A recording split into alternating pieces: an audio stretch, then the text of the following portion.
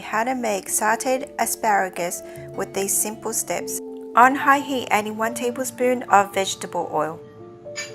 Then add in 2 tablespoons of sesame oil.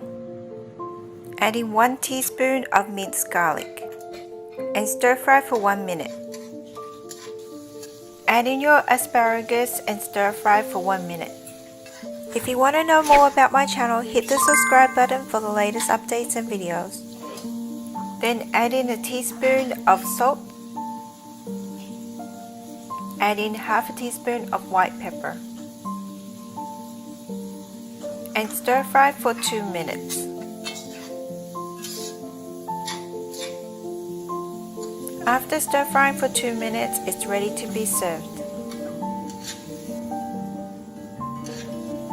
And here you have it, delicious sauteed asparagus, made with just a few simple steps.